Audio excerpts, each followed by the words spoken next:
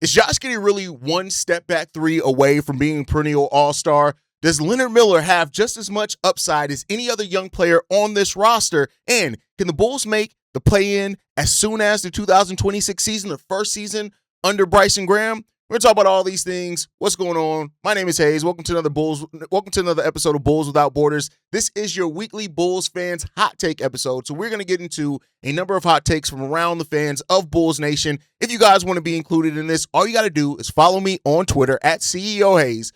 Every Tuesday, I'm going to put out the tweet so you guys can list your hot takes. All you got to do is respond to that if you want to be a part of the show. We have a number of hot takes that we're going to get into today, some multiple from users. So let's go ahead and get into it, man. The first hot take that we have on today's episode comes from Marcus, a.k.a. Rain PHX on Twitter, and he has a number of hot takes, three actually. The first one being Josh Giddey is a step back three away from being an all-star every single season for the rest of his career.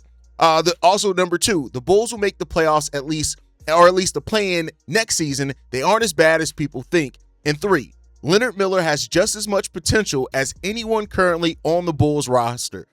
We're going to talk about a number of these, right?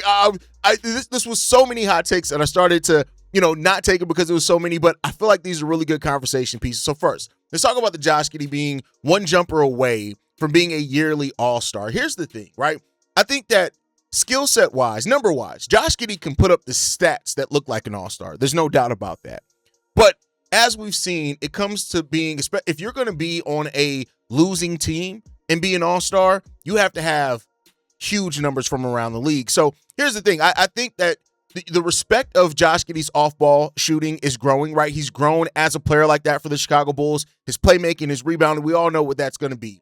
Josh Giddey has already made substantial steps as a three-point shooter. The question becomes about, I don't think just about, him being a three-point shot away. I think that it has to come down to, personally, the Bulls have to be a winning team for a player like Josh Giddey, because Josh Giddey doesn't have the most pretty basketball game. And again, that doesn't mean that you're not an effective player, but let's just be clear here. Josh Giddey's game can look a bit awkward at times. He grew as a three-point shooter last year, going up in volume from the four that he took the prior season and shot 37%, all the way up to 5.2 and still shot 36.4%.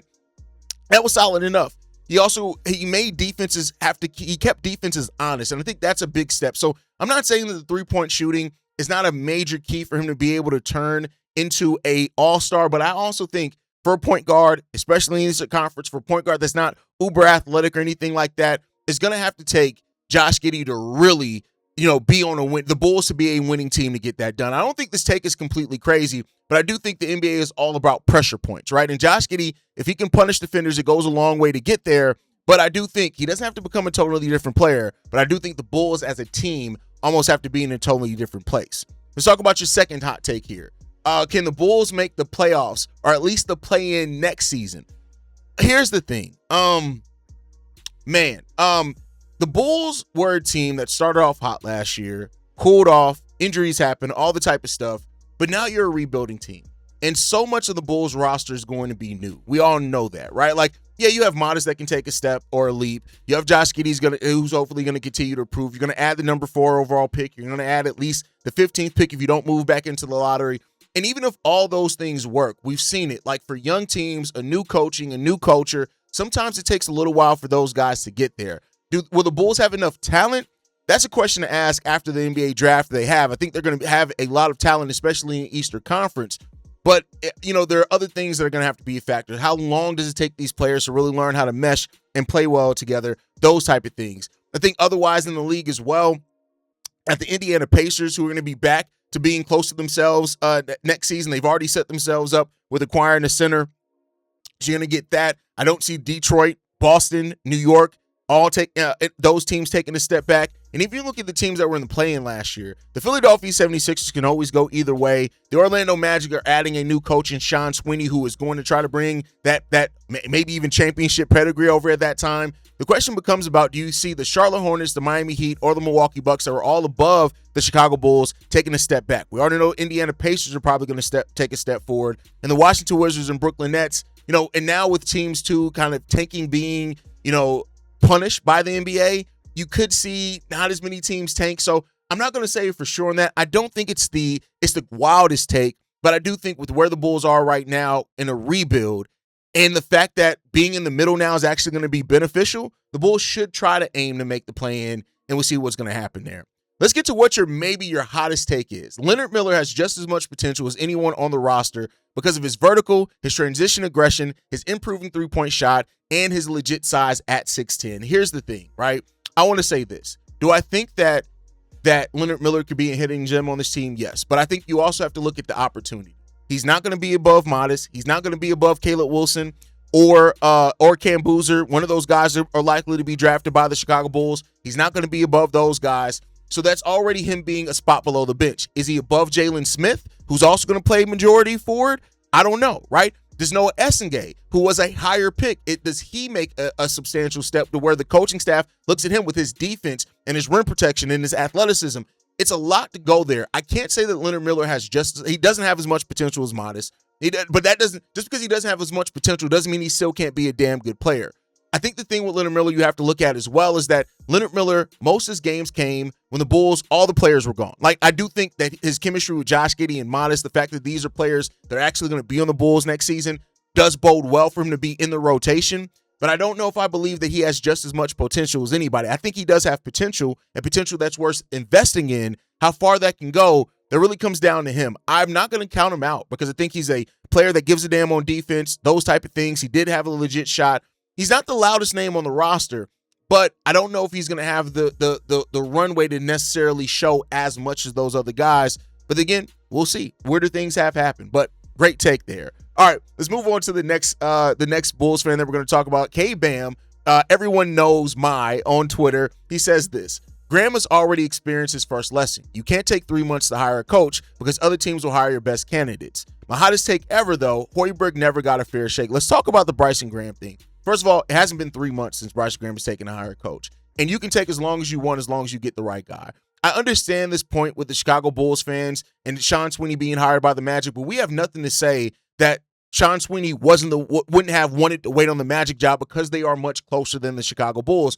I think that's the first thing that we have to look at. We can't think just because the Bulls waited to hire that it means that Sean Sweeney didn't want to wait on the Orlando Magic job. He could have very well wanted to wait on that. So I'm not going to knock Bryson Graham for that because Sean Sweeney, he's somebody who's on a team that's on the NBA Finals now. It's not outside the realm of possibility, and it's that he wanted to go to the team that's the furthest along and has been at least in the playoffs before. So that's the first thing. Hoiberg never getting a fair shake. I mean, I think that there's definitely some merit to that. He never got the roster he was promised on younger and more athletic. But that doesn't mean that he was necessarily going to be a successful head coach either. He could have still had the roster that fit him and not necessarily been successful. And, the Bulls' experience maybe be why he went back to college and stayed in college. But we do know that a lot of teams around the NBA have taken offensive philosophies from Fred Hoiberg. We just got to, at the end of the day, did he get a fair shake? No, but everything isn't fair in the NBA. And sometimes, especially some of the best coaches, have to make with things that aren't necessarily the best situation for them. So that's my thought process on that one. But great hot takes there. All right, let's get into the next one, man. This one is from Juvie Dubai on Twitter, who says this: the Bulls head coach will not be someone from the list that we all know. So not be like what you could take this a couple of ways. Not be somebody from the list that we all know. I could have took this as not be somebody that's on the list, or are you talking about Wes Unseld Jr.? I'm going to assume for this that you're talking about Wes Unseld Jr. I'm going to say this: I agree. I don't think that Wes Unseld Jr. gets this job. I think that they're interviewing him because of familiarity. Also, I think that it could be something to help him. And also, we could see that the coaching list isn't necessarily complete yet either, right? There's a number of things that can go into that. Overall, I'll say this when it comes down to it. The reality of it is that we want the coach to be hired. Get the right guy. I don't think it's going to be Wes Unseld. And I'll say this: I don't think that's a hot take at all. Like, I think most Bulls fans would agree Wes Unseld's probably not the best guy for the job with the list that's been compiled here for the Chicago Bulls. So I don't necessarily think that is the hottest take. And it doesn't have to be. That's your take and it's valid. But I think we're going to be fine with it. All right, let's get to the next hot take, man. This one may be one of the hottest ones of them all. This is from Chicago Swingman on Twitter, one of my favorite follows on Twitter. He's a good guy. He's a really good guy. But he says this draft class is overrated. Which is crazy enough. Doesn't mean that it's bad, just not going to be as many all-stars as people think. I think it'll have a lot of elite players, though. Well, here's the thing. I don't think that means that it's overrated. Like, people, when you talk about all-stars, people talk about all-star potential. And as we know, potential isn't always realized. I don't think you need to have a bunch of all-stars for this draft class to live up to the expectation. If you have players that are really damn good, and even elite role players, and some that are career starters, it doesn't take much to be the deepest draft class in the last 10 years if you do that. I even think if just the top 4 all live up to the expectations, it makes it one of the deepest draft classes in the last like 5 to 8 years. So that's just my personal standpoint on it. There's always going to be some players that don't live up, but there's always going to be some players as well you didn't necessarily expect. They ended up having a higher ceiling that was expected as well. And so the delineation between those two, I think, is going to leave this to be a really good draft class. I think this is going to be a lot deeper than what you may be giving it credit for. Just who and where those people are going to be. I would have almost rather hear you talk about who you think is going to be the bust out this draft class, because I think that would have been a big kind of swing there for this. But let's see where it goes. Let's get this one from Malachi Mabins, who says the Bulls will find themselves in the play-in this year. I kind of just talked about this with the other prediction that we have, and I'll say this. It's not the wildest take. It is something that is a possibility of happening. I'm just not going to say it's likely until I see what this team looks like on the court after the first month and a half of the season. I think is really what you want to look at. And then at that point, as they start meshing together and those type of things, that's where you can see where this team is really going to be. All right, let's get to the last hot take that we have. This one's from my boy Easy on Twitter, at EasyLand, who says this. Remember the 0-9 starting season in 2004? I do think we're going to have the same kind of issue, maybe related to our record, maybe not. But our game will evolve drastically during the season. Patience. I'm also sure we're gonna add a great vet to this team, someone not even in the rumors. Go Bulls. All right, let's attack this. Will the Bulls have a bit of a slow start?